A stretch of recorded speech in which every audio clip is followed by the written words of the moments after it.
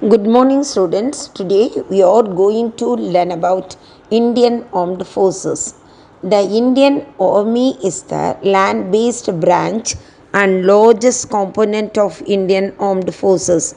The President of India is the Supreme Commander of Indian Army and its professional head of Chief Army Staff, who is a four-star general. Two officers have been conferred with the rank of Field Marshal, five-star rank, which is ceremonial positions of great honor. The Indian Army originated from the armies of East India Company, which eventually became a British Indian Army, and the armies or princely state which were merged into the national army after independence. The units or regiments of Indian Army have diverse histories and participated in a number of battles and campaigns around the world, earning many battles and their honors before and after independence. Now we are going to learn about Indian Army, Air Force and Navy. Indian Armed Forces. The Government of India is responsible for ensuring the defense of India and every part thereof. The Supreme Command of the Indian Armed Force rests in the President. The responsibility of national defense rests with the Cabinet. This is discharged through the Ministry of Defense, which provides policy framework and wherewith all the armed forces to discharge their responsibility in the context of defense of the country. The Indian Armed Force comprise of three divisions: the Indian Army, the Indian Navy and Indian Air Force. Different regiments in Indian Army. The Madras Regiment is one of the oldest infantry regiment of the Indian Army, originating in the year 1758. The regimental center is at Wellington, Udagamandalam, Tamil Nadu. In 1962, after the Sino-Indian War, the need to expand the number of officers was felt. Two officers' training schools were established in Pune and Chennai to train officers for emergency commission into the army.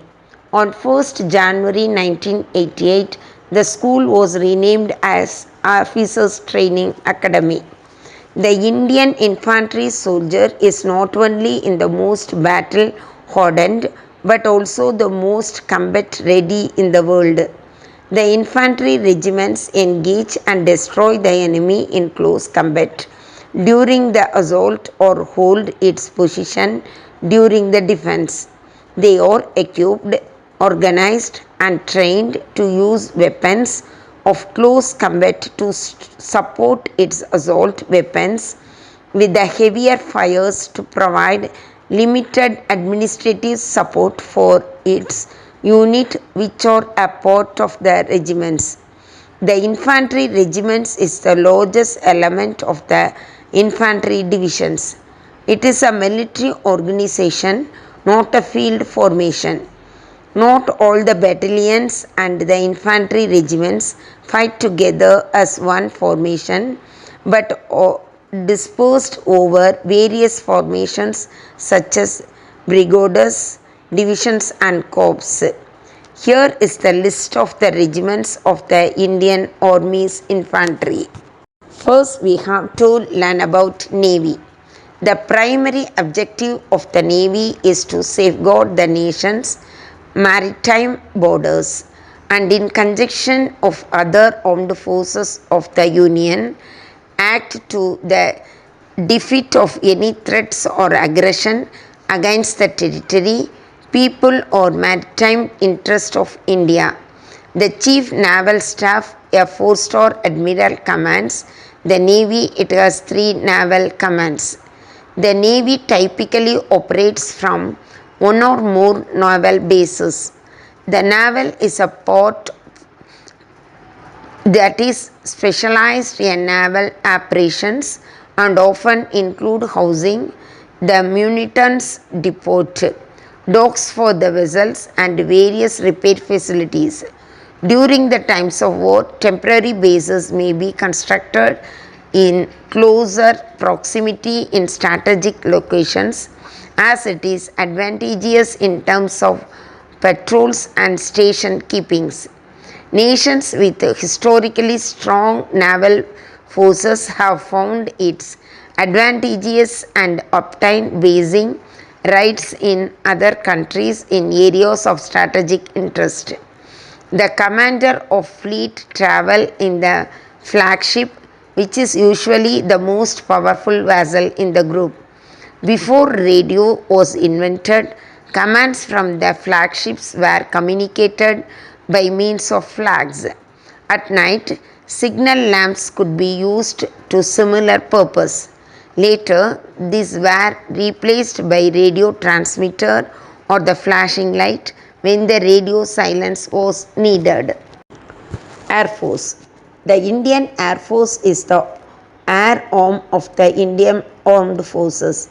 Its primary mission is to secure Indian airspace and to conduct aerial warfare during armed conflict. The Chief of Air Staff and Air Chief Marshal is the four-star officer is responsible for the bulk of operation commands of Air Force. It has 7 commands. The Indian Air Force is the air arm of Indian Armed Force. Its complement for personnel and aircraft assets rank for 4th amongst the Air Force of the world. Its primary mission is to secure Indian airspace and to conduct aerial warfare during armed conflict.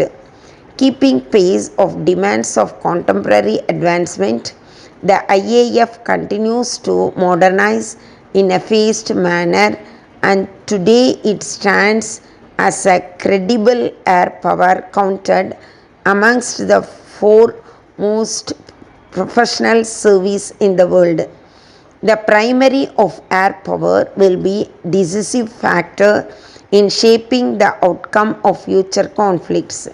In line with its dictum, the Indian Air Force has developed into major the component of national power which can be applied quickly and decisively. The IAF has reoriented itself to multi-role capability of platform and equipment along with multi-skill capability of personnel. The rapid economic growth of the country dictates the need to protect our security interest, extending the Persian Gulf to the Straits of Malacca. Indian Coast Guard. The Indian Coast Guard was established in 1978 by the Coast Guard Act in 1978 of the Parliament of India as an independent armed force of India. It operates under the Ministry of Defence. The Coast Guard works in close operation with the Indian Navy, the Department of Fisheries, the Department of Revenue, and central and state police forces. The Indian Coast Guard is maritime law enforcement and search and rescue agency of India and jurisdiction over its territorial waters, including its contiguous zones and exclusive economic zone. The Indian Coast Guard was formally established on 1st February 1977 by the Coast Guard Act 1978 of the Parliament of India. The most important duties of Coast Guard are safeguarding and protecting artificial islands, offshore terminals, installations, and other devices in maritime zone, protecting and assisting fishermen in distress, preserving and protecting marine environment, including controlling marine pollution. Thank you, students.